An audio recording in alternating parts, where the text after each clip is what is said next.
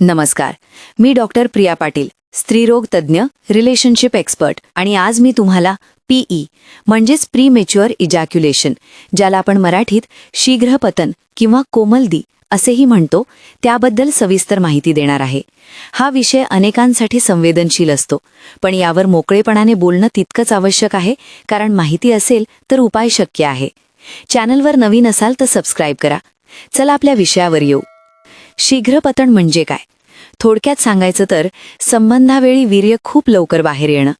वैज्ञानिकदृष्ट्या बोलायचं तर ज्यांचं वीर्य योनीमध्ये प्रवेश करण्यापूर्वीच किंवा प्रवेश केल्यानंतर काही सेकंदांतच, म्हणजे 10, 15, 20, 30 सेकंद किंवा काही स्ट्रोक्समध्येच बाहेर येतं आणि लिंगाचा ताठरपणा संपतो, त्याला आपण शीघ्रपतन किंवा प्रीमॅच्युअर एजॅक्युलेशन म्हणतो.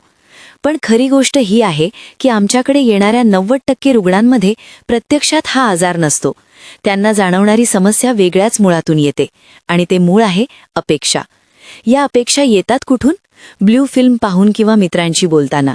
मित्र कधीही माझं 2 मिनिटात होतं असं सांगत नाहीत, ते 10-15 मिनिटांपेक्षा कमी काहीच बोलत नाहीत, आणि ब्लू फिल्ममध्ये अर्धा तास 1 तास असं दाखवतात.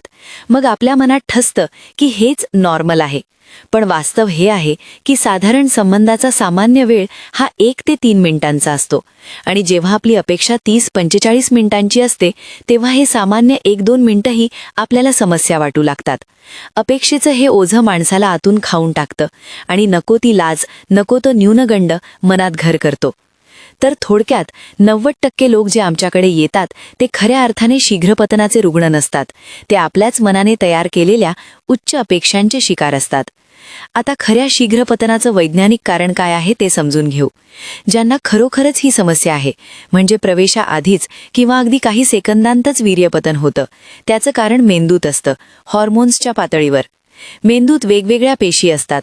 या पेशींमध्ये जेव्हा विद्युत प्रवाह होतो तेव्हा एका पेशीतून दुसऱ्या पेशीत संक्रमण घडवण्यासाठी काही रासायनिक घटक म्हणजे हॉर्मोन्स मेंदूत स्त्रवतात. हे हॉर्मोन्स पुढच्या पेशीवर जातात, आणि जे अतिरिक्त हॉर्मोन्स असतात ते पहिली पेशी पुन्हा स्वतःकडे ओढून घेते. पण जेव्हा ही प्रक्रिया मेंदूत खूप जलद होऊ लागते, म्हणजे हे हॉर्मोन्स लवकर परत खेचले जातात, तेव्हा शीघ्रपतन होतं. हे शरीर मेंदूचं एक नाजूक समतोल असतं, जे बिघडलं की संपूर्ण अनुभव बदलतो. पण चांगली गोष्ट ही आहे की काही विशिष्ट औषधांनी ही प्रक्रिया मंदावता येते आणि वेळ वाढवता येते. वेळेवर उपचार केले तर ही समस्या पूर्णपणे नियंत्रणात आणता येते. एक सामान्य कारण जे मी आधीच सांगितलं ते म्हणजे स्वतःच्या मनाने जोपासलेल्या अवास्तव अपेक्षा, ब्लू फिल्म आणि मित्रांच्या गप्पांतून तयार झालेल्या. पण एक आणखी महत्त्वाचं कारण आहे संबंधाबद्दल योग्य ज्ञानाचा अभाव. होतं काय, जेव्हा एखाद्या जोडप्यात शीघ्रपतन या शब्दाची एक वेगळी व्याख्याही आम्ही देतो, आपण आपल्या जोडीदाराला म्हणजे महिला जोडीदाराला समाधान देऊ शकलो नाही, तर आपल्याला वाटतं की आपलं वीर्यपतन झालं, पण तिला समाधान मिळालं नाही, तिला चरमसीमा गाठता आली नाही, म्हणजे ती असमाधानी आहे. तर याचाच अर्थ आपण शीघ्र आहोत असं वाटू लागतं. हे जाणवणं मनावर खूप जड असतं, आणि ते न बोलता आतच दाबलं जातं. उपचाराबद्दल बोलायचं झालं तर ज्यांना सुरुवातीपासूनच ही समस्या आहे त्यांना आम्ही काही औषधं देतो, जी मेंदूतील रासायनिक स्राव मंदावण्यास मदत करतात आणि वेळ वाढवतात. ही औषधं साधारण 2 ते 3 महिने नियमित घ्यावी लागतात. याशिवाय काही इतर पर्यायही आहेत. कॉन्डम वापरल्यानेही वेळात थोडी वाढ होते.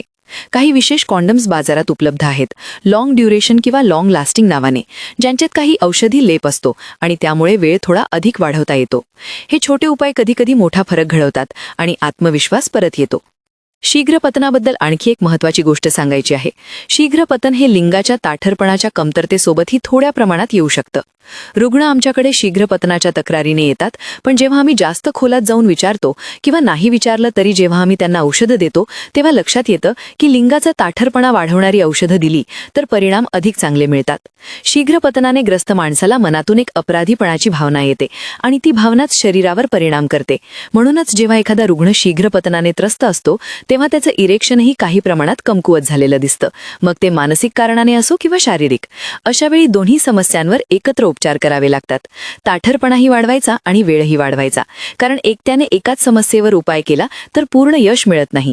दोन्ही बाजूंनी काम झालं तरच खरा बदल जाणवतो. तुम्हाला याबद्दल काही समस्या असेल तर आत्ताच चॅनलला सबस्क्राईब करून नोटिफिकेशन चालू करा, कारण पुढील व्हिडिओत यौन जीवन कसं चांगले करता येईल यावर आपण बोलू. आणि व्हिडिओ शेअर करा. धन्यवाद.